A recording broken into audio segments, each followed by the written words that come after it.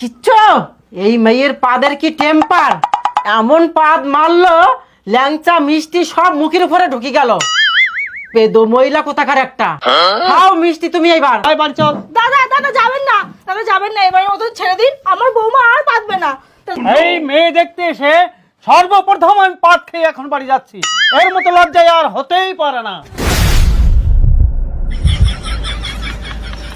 বৌমা তুমি যাও, আমি মিষ্টিটা দিয়ে দিচ্ছি।